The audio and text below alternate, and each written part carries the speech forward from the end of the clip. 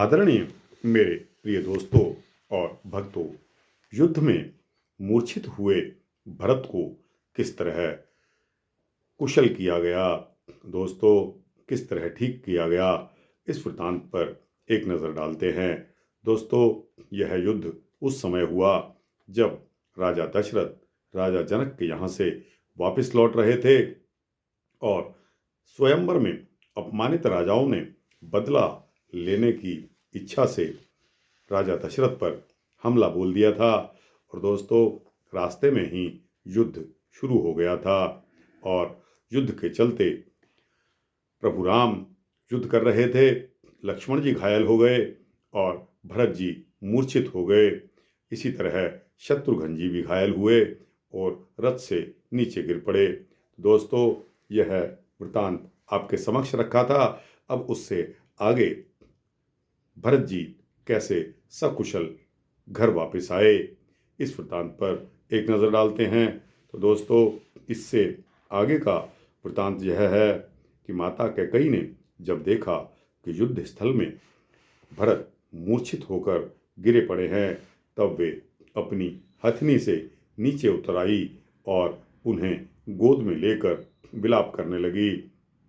ऐसा देखकर राजा दशरथ तथा कौशल्या इत्यादि रानियां भी रोने लगी। उन सभी को सांत्वना देकर राम शीघ्र ही लक्ष्मण के पास गए और बोले कि हे सौमित्र, यहाँ से थोड़ी दूर पर ही तपोनिधि महर्षि मुद्गल जी का आश्रम है। लक्ष्मण जी वहाँ जाकर मंगलकारिणी, संजीवनी आदि सभी लताओं को शीघ्र ही ले आओ। मुनि मुद्गल के प्रभाव से वहाँ बहुत सी औषधियाँ हैं। लक्ष्मण ने ठीक है कहकर लक्ष्मण जी रथ पर आरूढ़ हो गए और शीघ्र ही वहाँ पहुँच गए। और वहाँ पहुँचकर रथ से जब उतरे और उन्होंने मुनि के आश्रम में प्रवेश किया, वे ज्यों ही संजीवनी आदि औषधियों को लेने लगे तो आश्रम के बटुकों ने उन्हें ऐसा करने से रोक दिया और कहा कि गुरुदेव समाधि में बैठे हैं, अतः उनके समाधि से उठने के पश्चात ही उनसे पूछकर आप ये वल्ली प्राप्त कर सकते हैं, उससे पहले आप प्राप्त नहीं कर सकते।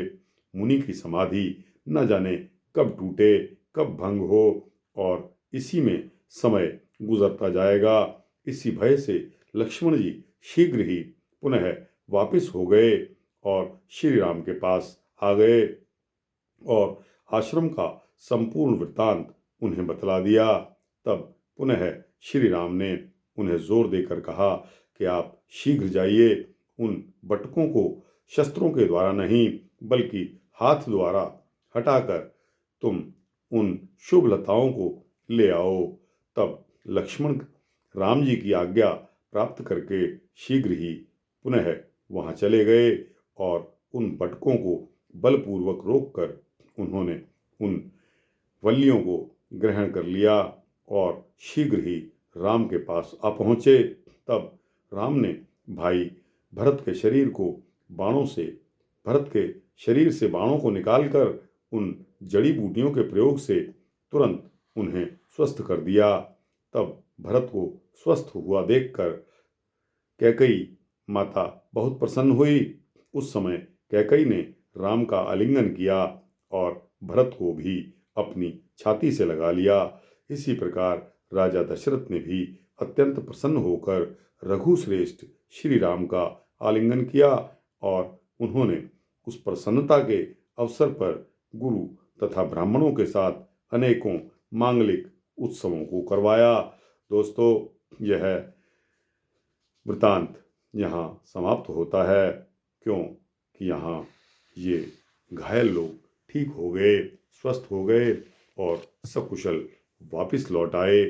दोस्तों, इसके पश्चात क्या होता है कि बूटी, जो लताओं की बूटी तो आ गई थी, लेकिन उसके पश्चात उस मुनि ने जो क्रोध के कारण वह राम जी की तरफ लपका, दशरथ की तरफ लपका, जब उसने लक्ष्मण का नाम सुना तो वह आया। यह वृतांत आपको अगले एपिसोड में सुनाऊंगा। यह सूक्ष्म वृत्तांत यहाँ समाप्त होता है। दोस्तों, आपको कैसा लगा? अच्छा लगा हो तो इसको लाइक और शेयर करते हुए अपने दोस्तों, भक्तों, जिज्ञासुओं को इसको पहुंचाना।